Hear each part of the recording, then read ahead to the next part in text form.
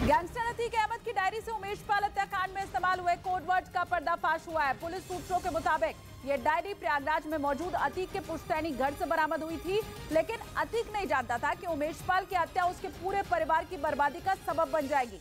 इसी केस में शामिल उसकी पत्नी शाइस्ता फरार है। उसी की मदद करने की आरोपी लेडी डॉन मुंडी पासी अचानक मीडिया के सामने आ गई।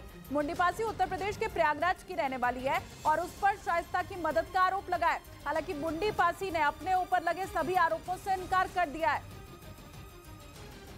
गैंगस्टर अतीक अहमद की डायरी से उमेश पाल हत्याकांड में इस्तेमाल हुए कोड वर्ड का पर्दाफाश हो गया। पुलिस सूत्रों के मुताबिक ये डायरी उत्तर प्रदेश के प्रयागराज में मौजूद अतीक के पुश्तैनी घर से बरामद हुई थी, जिसकी जांच के बाद उमेश पाल हत्याकांड में इस्तेमाल हुए कोड वर्ड की पूरी कहानी सामने आ गई। पुलिस सूत्रों के मुताबिक गुजरात की साबरमती जेल में बंद अतीक अहमद को बड़े 006 नाम दिया गया था, जबकि यूपी की बरेली जेल में बंद अतीक के भाई अशरफ को छोटे 007 कोड वर्ड दिया गया था। झांसी में एनकाउंटर में मारे गए अतीक के बेटे असद का कोड नाम अंश यादव 00 था। इसी तरह वारदात में शामिल 5 शूटरों के नाम के कोड वर्ड भी तैयार किए गए थे। ये भी तय किया गया था कि फोन पर कोई भी एक दूसरे का नाम नहीं लेगा, बल्कि कोड वर्ड के जरिए ही बातचीत होगी। और इसी तरह हत्याकांड में शामिल सभी लोगों के लिए अलग अलग कोड वर्ड तैयार किए गए थे। पुलिस को चकमा देने के लिए अतीक और उसके गुर्गे बातचीत के दौरान नाम के बदले उन्हीं कोड वर्ड का इस्तेमाल करते थे।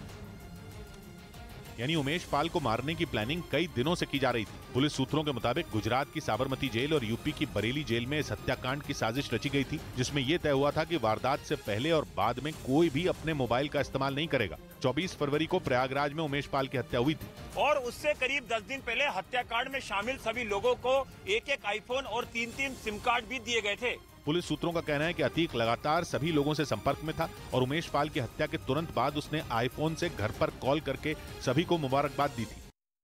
अतीक नहीं जानता था कि उमेश पाल की हत्या उसके पूरे परिवार की बर्बादी का सबब बन जाएगी। इसी केस में शामिल उसकी पत्नी शाइस्ता भागी भागी फिर रही। उसी की मदद करने की आरोपी लेडी डॉन मुंडी पासी अचानक मीडिया के सामने आ गई।